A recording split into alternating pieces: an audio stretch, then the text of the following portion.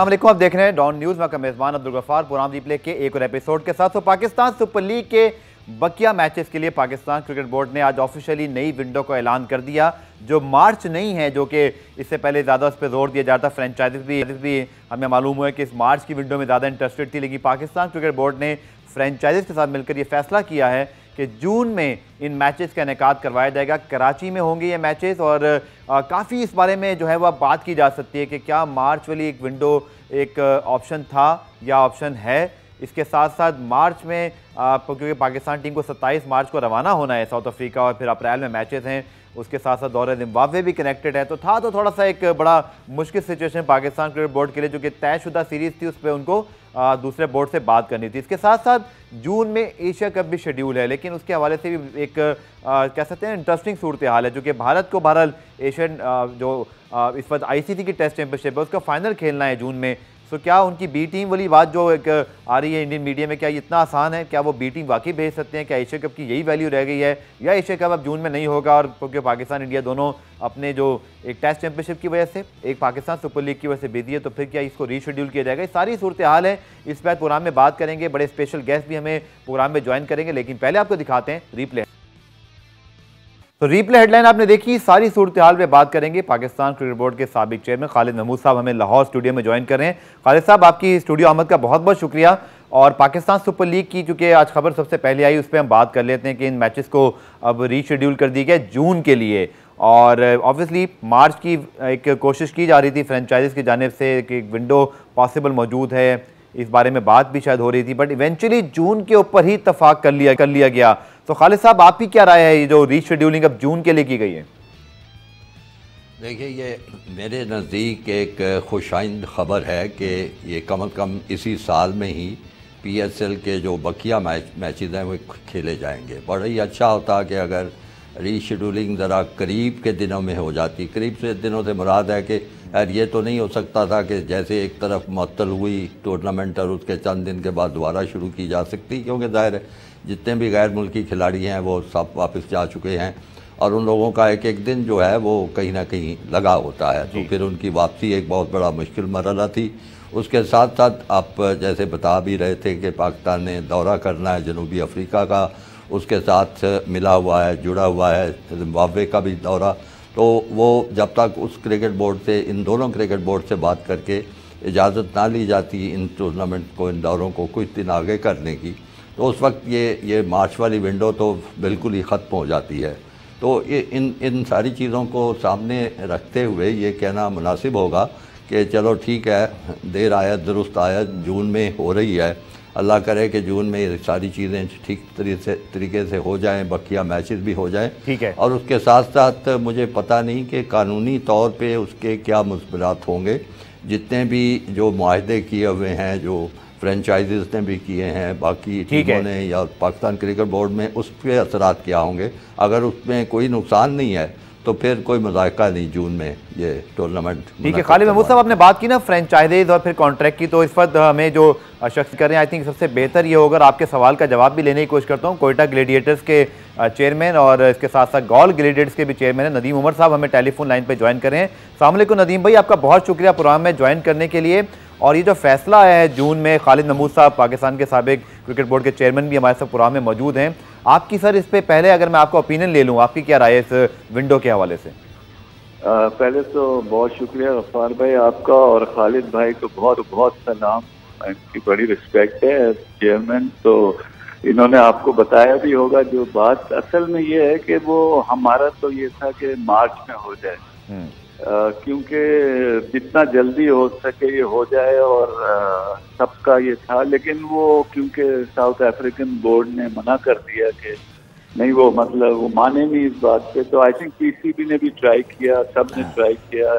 इसमें जावेद आफरीदी साहब का भी बड़ा हाथ था, उन्होंने हर चीज़ में उनकी वो करी जाके, समीम राना सब लोग, लेकिन कंसेंसस इसी बात पे बना कि जून में क्योंकि एक विंडो है, गर्मी का ज़रा मसला है, बट अब इन्होंने यही कहा कि कराची में हम सारे मैचेस कराएंगे, और टेम्परेचर आपको पता है बिटवीन 28 और 34 रहता है। तो आई थिंक मजबूरी में ये करवा रहे हैं, बट ये लीग का होना बहुत ज़रूरी है। था। जी हाँ। और ये आप भी समझते हैं कि कितना इसमें सब लोगों के मसले इन्वॉल्व हैं, पैसा बहुत इन्वॉल्व है, फिर इमेज ऑफ द कंट्री सबसे ज्यादा स्टेक है, इनको टूर्स भी करने हैं तो और टीमों को आना है। तो ओवरऑल एक ये हमने दिखाना है एज अ नेशन के लिए हम लोग इसको हैंडल कर सकते हैं कोविड सिचुएशन। तो आई थिंक अच्छा फैसला है, अल्लाह करे कि अच्छी तरह इसको हम कर लें। ठीक है। जो खालिद साहब ने भी बात की, नदीम भाई मैं आपसे वो सवाल भी कर लेता हूँ कि एक तो कॉन्ट्रैक्ट्स वाले जो मसाइल थे, खुदा खास्ता ये अगर लीक ना हो तो क्या इसका एक बड़ा जो है ना एक साइड इफेक्ट हो सकता था। दूसरा जो मार्च वाली विंडो आप कह रहे हैं, जावेद आफीदी साहब, पेशावर ज़ल्मी, समीर राना साहब, लाहौर कलंदर्स, आप, तो क्या बाकी फ्रेंचाइज की भी यही राय थी कि मार्च में किसी तरह, और मार्च की विंडो अगर मिल जाती लेट एज्यूम, तो नदीम भाई उसका फ़ायदा क्या था जो जून में शायद थोड़ा दूर हो गया है? और इसके अलावा जो मौसम का फैक्टर, कोई और चीज़ जो प्लीज़ आप गाइड कर सकें कि इस पर पहली नज़र क्यों गई मार्च और अप्रैल पर? देखिए सबसे पहला तो ये था कंटिन्यूटी होती है टूर्नामेंट की, वो जिसकी वजह से भी टूटी। और दूसरा सबसे बड़ा मसला यही था कि देखें लोगों के कमर्शियल जो इंटरेस्ट हैं वो बहुत हैं इसमें। जब तक ब्रॉडकास्टिंग राइट्स ये पूरे मैचेस जब तक खत्म नहीं होंगे तो किसी को पैसे भी नहीं मिलेंगे, नंबर वन। तो आप देखें फ्रेंचाइजीज का भी बड़ा है और फिर जब राइट्स बिकते हैं तो ये होता है कि जब तक आप नहीं होती किसी को। तो एक तो दूसरा ये था कि हमने ये दिखाना है ना, मैंने आपको बताया जिस तरह कि हम लोग ये कर सकते हैं, हमने जो गलतियां करी उससे थोड़ा सीख के हमें चाहिए था कि हम जितनी जल्दी इसको खत्म करवा दें। जून में गर्मी का एक अंतर तो है ना, और उसके बाद अभी आईपीएल बीच में आ रहा है, फौरन उसके बाद हम करा रहे हैं। प्लेयर्स कितने मौजूद होंगे इस वक्त, बहुत से इश्यूज ऐसे हैं कि प्लेयर्स कुछ फारिग हैं जो आ भी सकते हैं, काफियों ने हामी भी भर दी कि वो आ जाएंगे। तो हमारा पूल ऑफ प्लेयर्स कम ना हो जाए उस वक्त, क्वालिटी ऑफ क्रिकेट कम ना हो जाए उस वक्त। तो ये सब चीजें देख के हमने देखा था कंटिन्यूटी कायम रहे और जिस तरह जल्दी इसको निपटा लें। फिर वो सितंबर में जा रहे थे और आगे जा रहे, उसके बाद इतना शेड्यूल हेक्टिक था कि आप जा नहीं सकते थे। बिल्कुल ठीक। तो असल मसला था वो ये सारे कमर्शियल पैसे, फ्रेंचाइजों के पैसे, तो ये एक बहुत बड़ा फैक्टर था। ठीक है नदीम साहब, काइंडली आप लाइन पे मौजूद रहेगा। खालिद साहब, अभी मेरे पास एक ताज़ा खबर यही आई कि 3 और पीसीबी एम्प्लॉयज़ के टेस्ट भी पॉजिटिव आए हैं, जो कि पीसीबी ने जो उनके टॉप ऑफिशियल हैं उनके टेस्ट पॉजिटिव आने के बाद टेस्टिंग कराई थी। तो 3 मजीद केसेस आए हैं सिर्फ पीसीबी के अंदर, और कल से पीसीबी ऑफिस खुल ज़रूर रहे हैं।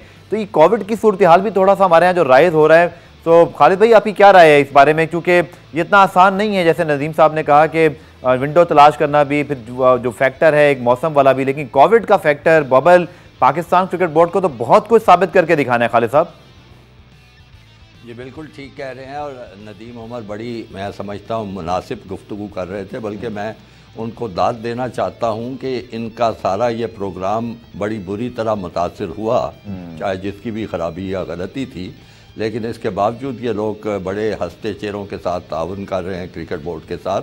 इसका मतलब है ये बड़े जेन्युइनली क्रिकेट में और इस टूर्नामेंट में और इस सारे प्रोग्राम में दिलचस्पी रखते हैं।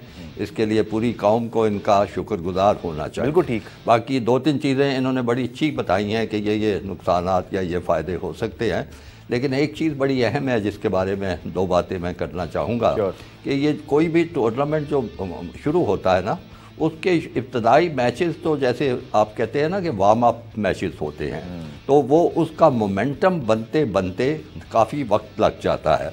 अब ये जो PSL कराची में शुरू हुआ था, इसका मोमेंटम बनना शुरू हुआ था। एक दफ़ा मोमेंटम टूटे ना तो बहुत मुश्किल पेश आती है उसको दोबारा जोड़ना, शायकीन की दिलचस्पी का इस्तेमाल करना, उनको वापस स्टेडियम में लाना, और फिर साथ आप कोरोना की सूरत हाल देख रहे हैं। आपने बताया पीसीबी के जो मुलाजमीन हैं वो भी इसका शिकार हो रहे हैं, तो लोग खौफजदा होने लगते हैं। अब अल्लाह करे जून की सूरत हाल आजकल जो मार्च की सूरत हाल है हमारे मुल्क में उससे बेहतर हो, और उम्मीद भी है, कुछ इम्कान भी है, अल्लाह ताला से दुआ भी है कि जून में चूँकि गर्मी की शिद्दत हो जाती है तो अक्सर व बेशतर जो वबाएँ हैं उनमें उनकी शिद्दत में भी कमी हो जाती है। तो मैं तो दुआ गो हूँ कि ये टूर्नामेंट जून में हो रहा है, हो जाए। गर्मी का तो कोई ना कोई इंतज़ाम इस तरह हो सकता है कि आप कुछ डे नाइट के मैचेस का बंदोबस्त करें, रोशनियों का बंदोबस्त कर लें।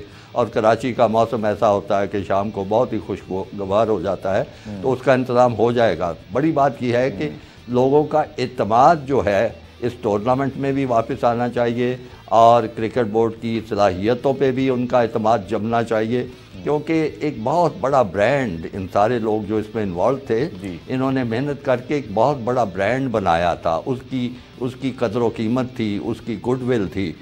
एक दफ़ा ख़राबी हो जाए तो उस ब्रांड को जमते जमते वक्त लगता है। आपको मैं याद करवा दूं आपके सुनने वालों को कि 2009 में जब हमला हुआ था श्रीलंका की टीम पे, तो आपको याद होगा कि हमें कितनी मुश्किलात पेश आई थी टीमों को वापस लाने के। वो मानने को तैयार ही नहीं थे कि जी आपकी सिक्योरिटी क्या है कि आपके यहाँ एक गैर मुल्की टीम आई है और क्रिकेट स्टेडियम के इतनी करीब वो दहशतगर्दी का निशाना बने हैं। तो हमें बड़ी मुश्किलात पेश आई। फिर हमारे अल्लाह भला करे हमारे अस्करी अदारों का और सब लोगों को वो इसमें शामिल हुए, पूरी तरह उन्होंने जम के दहशतगर्दी का मुकाबला किया और आहिस्ता आहिस्ता बाहर की टीमों का एतमाद हम पे बहाल हुआ।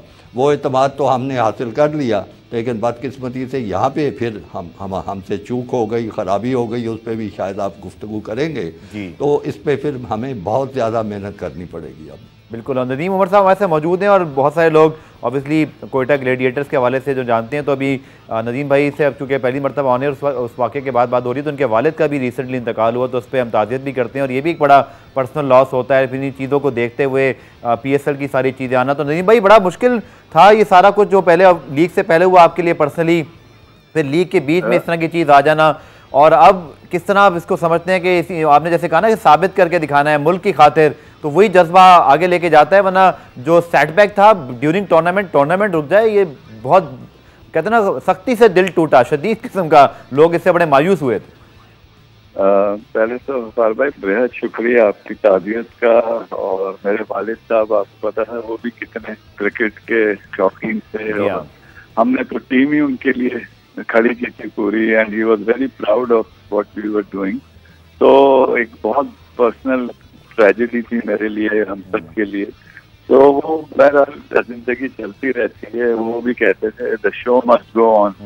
तो दुनिया तो चलती रहती है, बट बिल्कुल सही अभी खालिद भाई ने जो तबसरा किया, I think he hit the nail on the head. जो बात है, इनका तजर्बा भी इतना है माशाल्लाह। तो वाकई सही कह रहे हैं कि अब हमें एक होके, जिस तरह बता रहे थे अभी श्रीलंका के वो जो एक हादसा हुआ था, उसके बाद से हम लोग बड़ी मुश्किल से इससे निकले। तो हमें तो और एग्जाम यानी सेट करना चाहिए था। जो लेकिन भूल चूक जो हुई, आई थिंक इसमें मेजर फ्लॉ जो था वो था होटल, और वो जो जिस तरह हमने जरा सा इसको गैर संजीदगी से लिया। तो अगर हम इसको पहले ही बीच में रोक देते जब ये केसेस आने शुरू हुए थे और वीड आउट करते, तो बहरहाल what is done is done. अब जो टाइम मिला है हमें अपने बबल को, जिस तरह पूरी दुनिया में अभी हम लोग श्रीलंका खेल के आए, वहाँ कोई भी ऐसा ना खुशगवार वाकया नहीं पेश आया। उसमें जैसे सुहेल तनवीर से उनका निकला था, तो उनको उन्होंने बहुत दूर ले जाके क्वारंटीन बेचारे को कर दिया 14 दिन के लिए। तो ये हमें भी इस टाइप के कुछ स्टेप्स लेने पड़ेंगे, सख्त किस्म के इक़दाम करने पड़ेंगे। हमने ये भी तजवीज़ दी, आप जितनी फ्रेंचाइज ओनर्स हैं जितने ये हैं, इन पे आप फाइन भी रखें if you don't obey the rules and regulation. जिस तरह अभी ये T10 हुआ था, उसमें 50,000 दिरहम फाइन था, और सेकेंड ऑफेंस करेंगे आप तो 1.5 लाख दिरहम। अभी कौन देगा 1.5 लाख और 50,000 दिरहम? बिल्कुल ठीक। तो वो भी ये हमने भी एक तजवीज़ दी थी कि इसको आप फाइन रखें, जो भी इसमें इसको फॉलो नहीं करता चलें। बट आई थिंक वो बिल्कुल सही कह रहे हैं कि image of the country comes first, और हम लोग चाह रहे हैं जितनी तो ऐसे तरीके से कर लें और मुल्क के लिए बहुत बेहतर होगा, क्योंकि ब्रांड काफी आई थिंक मेजर ब्रांड बन गया है और पूरी दुनिया इसको देखती है। तो अल्लाह करे हम लोग इसको अच्छी तरह कर लें, और जो गलती जिससे भी हुई, बट एज एन यानी नेशन हमें यानी इसका मदावा करना पड़ेगा। ठीक है नदीम भाई, आपसे आखिरी सवाल, फिर खालिद साहब की तरफ वापस बढ़ता हूँ।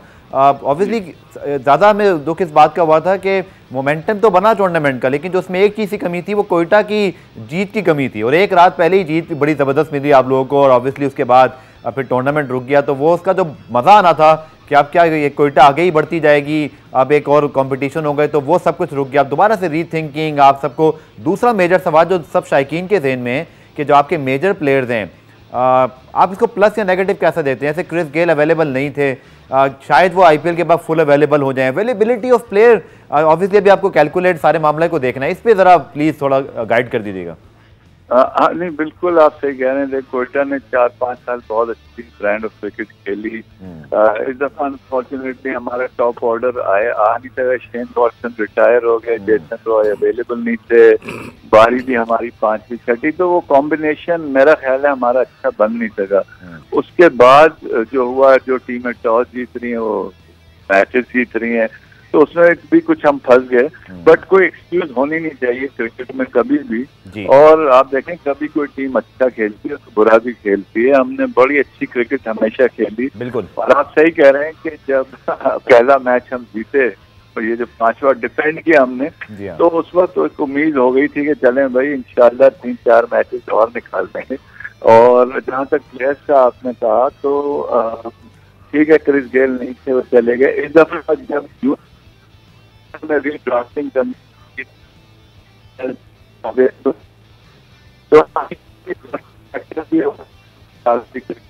नदीम साहब की आवाज़ थोड़ी ब्रेक होकर आ रही है। मैं प्रोड्यूसर साहब से बोलूंगा कि हमको रिकनेक्ट कर लें, तो ये बड़ा इंपॉर्टेंट मैं उनसे जो है वो सवाल करना चाह रहा हूँ। बल्कि ब्रेक यहाँ पे शामिल कर लेते हैं। ब्रेक से वापस आके नदीम साहब से जो मैंने सवाल किया था ना कि प्लेयर्स अवेलेबिलिटी, और खालिद साहब की ओपिनियन भी कि हमने किस तरह फॉरेन प्लेयर्स का दोबारा से वो ट्रस्ट हासिल करना है, और जो फाइन लगने की बात है ज़रूर वो होनी चाहिए। खालिद साहब की भी इस पर एक्सपर्ट ओपिनियन हासिल करेंगे इस छोटे से ब्रेक के बाद।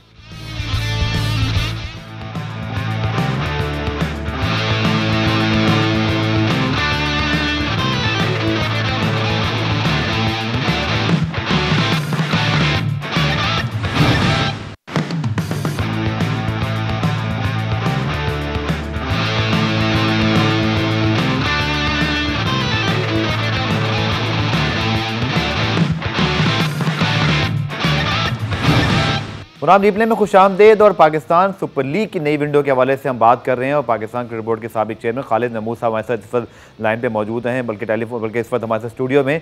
खालिद साहब, ये कितना ज़रूरी है, जैसे नदीम उमर साहब ने कहा कि जो T10 लीग थी यूएई के अंदर, वह फाइन रखे गए थे ताकि खिलाड़ी पाबंदी करें, क्योंकि ये एक ऐसी सिचुएशन है जहाँ सेल्फ पुलिसिंग बहुत ज़रूरी है कि खिलाड़ी खुद अपने आप को किस तरह सोशली डिस्टेंस और कर सकते हैं, किस तरह वो अपने ऊपर जो बायो सिक्योर बबल है, क्योंकि ये तो हर इंडिविजुअल की जिम्मेदारी है। तो आप किस सूरत हाल पे पीसीबी को क्या कहना चाहेंगे, कितनी सख्ती करनी पड़ेगी, क्योंकि एक चोट हमने खा ली है, दूसरी चोट के मुतहम्मिल नहीं हो सकते हम। जी, मैं अगर मुझे आप इजाज़त दें तो मैं कुछ इस पे खुल के अपना नुक्ता नज़र बयान करूँ। मैं ज़ाती तौर पे ज़्यादा जुर्मानों के हक़ में कभी नहीं हुआ।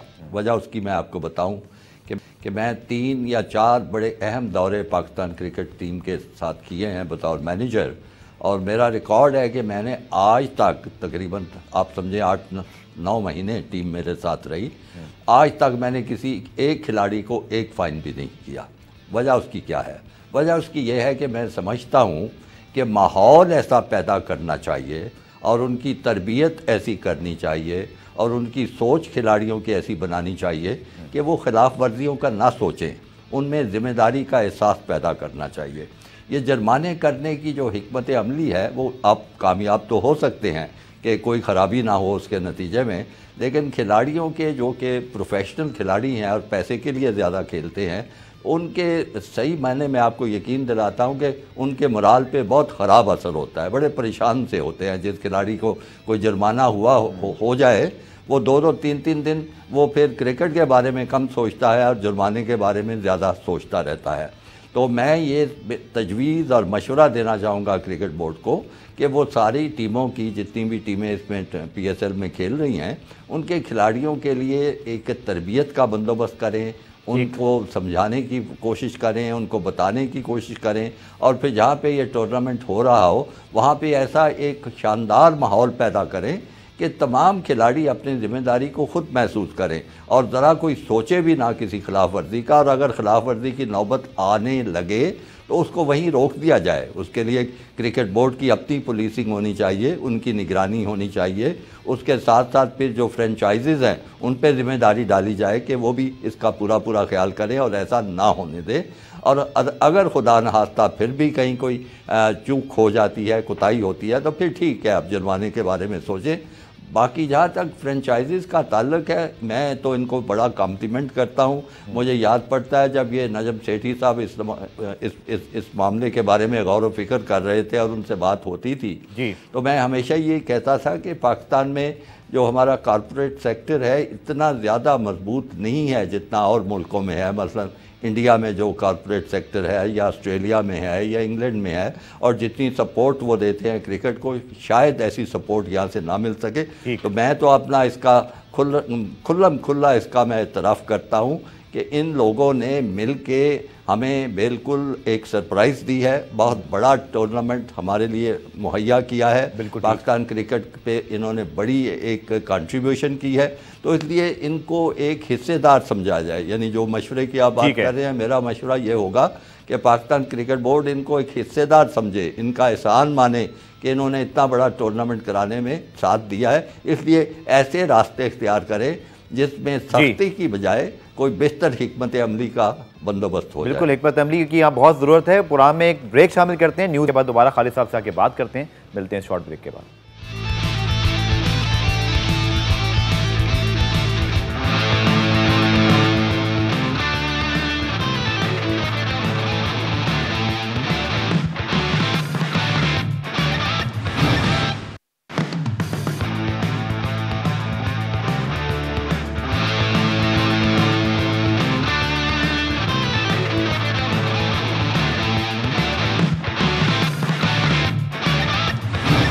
आप रिप्ले में खुशामदीद। तो पाकिस्तान सुपर लीग की नई विंडो के हवाले से कुछ सवालात भी हैं। पीसीबी के साबिक चेयरमैन खालिद महमूद साहब हमें बड़ी अच्छी अपनी एक्सपर्ट ओपिनियन दे रहे हैं, लेकिन एक खबर है जिसके ऊपर मैं ज़रूर बात करूंगा।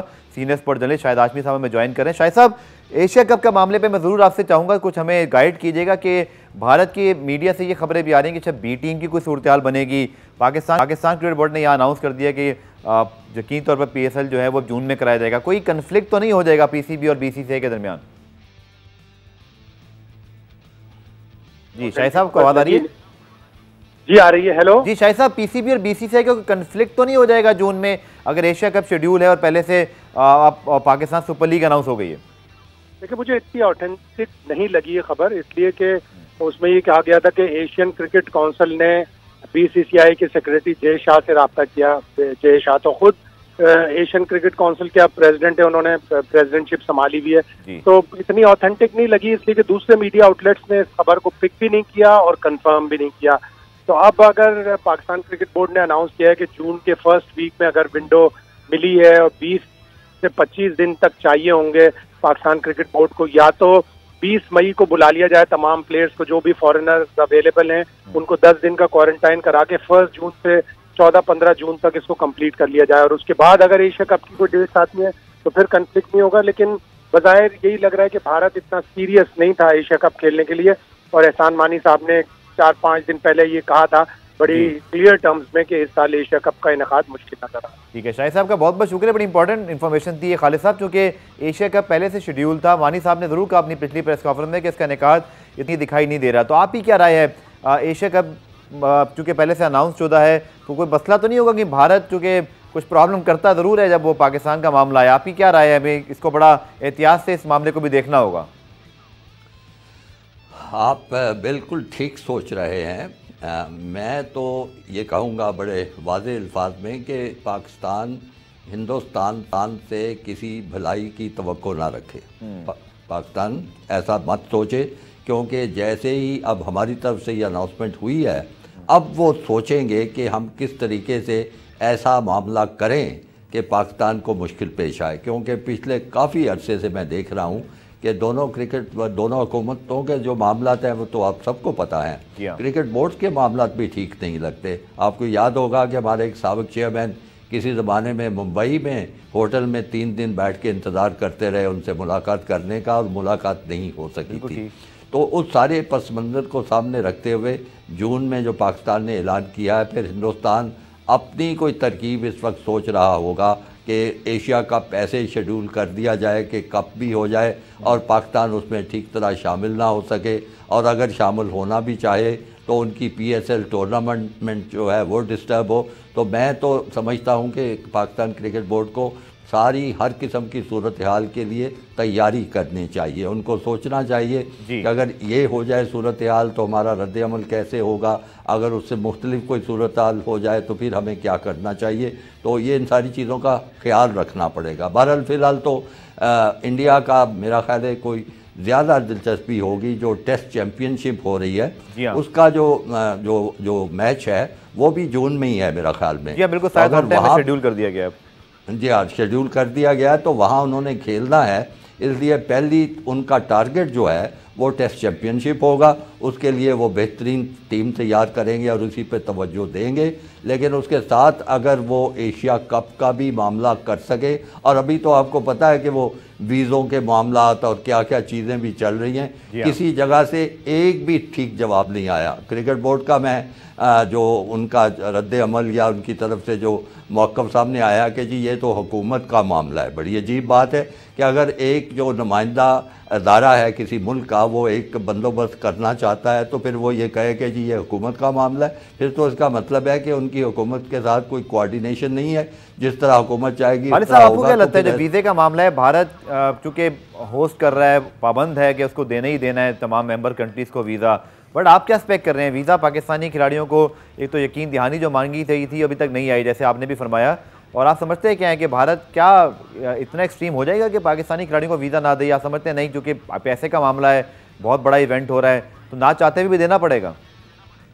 जी, वो देखिए बुनियादी तौर पे जो उनके मकासद हैं वो तो क्रिकेट से पैसा बनाने के हैं, लेकिन साथ साथ वो क्रिकेट को सियासी हथियार के तौर पे भी इस्तेमाल करते हैं। ये दोहरा उनका मामला है ना, कि पैसा बनाना चाहते हैं। पाकिस्तान की टीम आएगी, जाहिर है जो मैच उस मैच से पैसा बनेगा, टेलीविज़न से, तमाशाइयों से, इश्तिहारों से, एडवर्टाइजिंग से, उसका तो कोई जवाब नहीं। किसी और मैच की वो वैल्यू नहीं है जो पाकिस्तान और इंडिया के क्रिकेट मैच की है। लेकिन फिर जब वो सियासी मकसद उनके सामने आएगा, पाकिस्तान को सारी दुनिया में तनहा करने का, पाकिस्तान को ज़्यादा से ज़्यादा जिस हद तक हो सके रुसवा करने का, वो मकसद उनका पहले मकसद से बदतर हो जाएगा, उसकी फौकियत हो जाएगी और उसका कोई ना कोई रास्ता वो सोचेंगे। और हो सकता है कि इस तरीके से वीज़े भी अगर देने भी पड़ें, एक आध खिलाड़ी पे कोई अजीब व गरीब इल्ज़ाम भी लगाया जा सकता है कि जी इसका ये मामला है, इस वजह से वीज़ा नहीं दे रहे।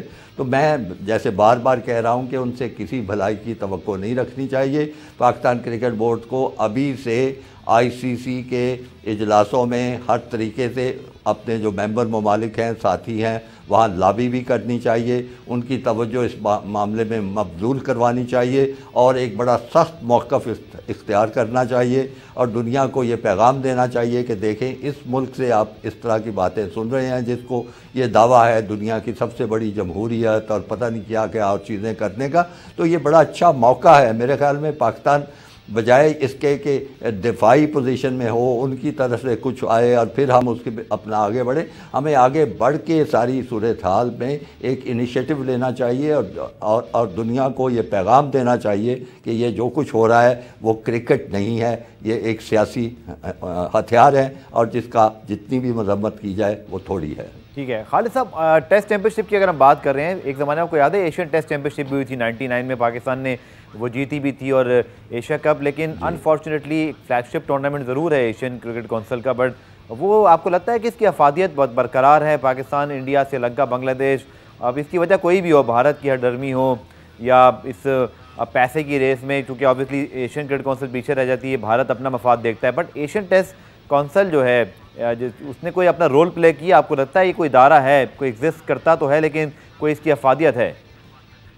इस वक्त तो मुझे तो ICC भी नहीं नज़र आता कि एग्जिस्ट करता है, वरना अगर ICC एक मजबूत अदारे के तौर पे हो तो इस तरह की चीज़ें नहीं होनी चाहिए थी जो कि माजी में हुई हैं। आपने जो 99 की एशियन टेस्ट चैम्पियनशिप की मिसाल दी है वो अब बड़ा ज़बरदस्त मैच था, वो आपको याद होगा कलकत्ता में वो राइट्स भी हो गए थे और तेंदुलकर के रन आउट होने पे जो शायकीन थे बड़े नाराज़ हुए थे और ऐन मुमकिन था कि वो मैच ही ख़त्म हो जाता। मैं चूँकि उस वक्त ग्राउंड पे मौजूद था, मैं ही उस वक्त पाकिस्तान क्रिकेट बोर्ड का चेयरमैन था, तो मैंने एक बड़ी सख्त बात की थी अपने मेज़बानों से, हालांकि वो बहुत अच्छे लोग थे।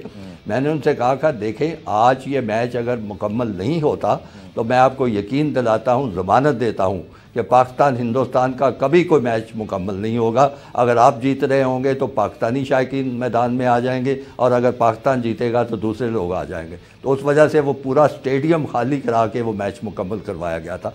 बात ये होती है कि मौके पे सही बात करना और अपना मौक़िफ़ पूरी तरह बयान करना।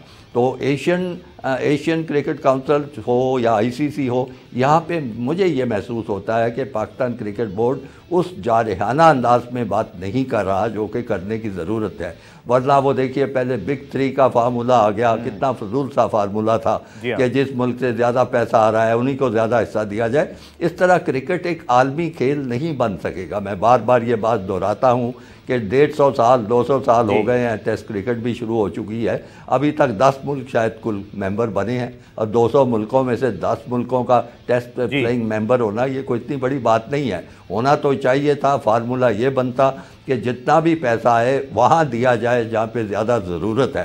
ठीक है, खालिद साहब ने बड़ा इंपॉर्टेंट पॉइंट जो उठाया आईसीसी के हवाले से, मैं आखिरी पार्ट में ब्रेक के बाद ज़रूर बात करूंगा कि आईसीसी के चीफ मनोज स्वाने साहब को भी जो है रुखसत पे भेजा गया है, लेकिन वजह बद इंतज़ामी के अलावा ये भी सामने आ रही है कि शायद वो एक आईसीसी इवेंट क्रिएट करना चाहते थे जिसके हवाले से वो जो बिग 3 हैं, इंग्लैंड, भारत, ऑस्ट्रेलिया, वो इसके मुखालिफ थे, और शायद इसी वजह से उनको घर भेजा गया। इस बारे में मज़ीद आपसे ज़रूर मैं राय लूँगा। मिलते हैं इस ब्रेक के बाद।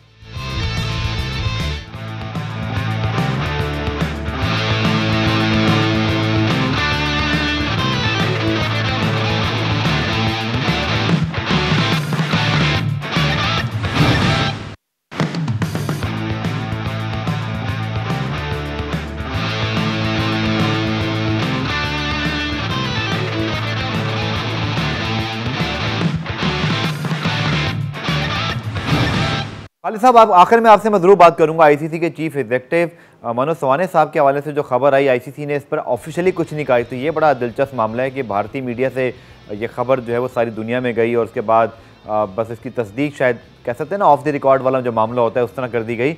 आपके ख्याल में सिर्फ इस वजह से कि वो चाहते थे कि एक आईसीसी में कैलेंडर इवेंट में एक आईसीसी इवेंट का इजाफा हो जाए, और जो बिग 3 हैं ऑस्ट्रेलिया, इंग्लैंड, ऑस्ट्रेलिया, इनकी बायलैटरल सीरीज से बहुत कुछ कमा लेते हैं, सिर्फ इस बात पर उनको बंद इंतज़ामी कहकर उनको जबरी रुखसत से भेज दिया जाए, ये किस बात की तरफ निशानदेही करते हैं? क्या मनोज स्वाने साहब क्या कोई बड़ा कसूर कर बैठे ये?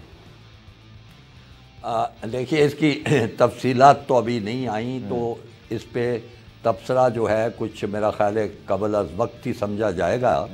फ़िलहाल तो उनको जबरी रुखसत पे भेजा गया है और मामले की छानबीन हो रही है। जो मैं आईसीसी को जानता हूं और जो मैंने माहौल देखा है, वो वहाँ पे ये होता है कि काफ़ी बर्दाश्त का मादा मैंने पाया है, एक दूसरे की बात सुनने का, एक दूसरे की बात समझने का, और अगर दलील से बात करें तो मानी भी जाती है, जो मैं अपने ज़माने का मैंने माहौल देखा है। ठीक है, आजकल कोई सूरत हाल बदल गई हो तो मैं कह नहीं सकता। तो मैं इस ख्याल से कि अगर इनका जो चीफ एग्जीक्यूटिव है, इनका ख्याल था कि कोई नया एक इवेंट बीच में लाया जाए, कोई कैलेंडर में शामिल किया जाए, तो इस पे तो कोई ऐसी गुस्सा करने वाली या फौरी तौर पे कार्रवाई करने वाली मुझे सूरत नज़र नहीं आती। कुछ बदउनवानियों की बात हो रही है, कुछ इख्तियार से तजावुज़ करने की बात हो रही है। फिर मेरा ख्याल है उनका रवैया शायद अपने जो वहाँ पे रफ़क़ाए कार हैं उनके साथ भी शायद बहुत अच्छा नहीं बताया जाता। तो इस तरह की बातें हो रही हैं, और मेरा गुमान ये है कि यही बातें ज़्यादा अहम होंगी, ये नहीं हो। अच्छा खालिद साहब, क्योंकि वक्त बड़ा हमारा इख्तिताम की जाने पे एक छोटा सवाल मैं ऐड कर लूँ, उसको आप ब्रीफली जवाब दे दीजिएगा काइंडली।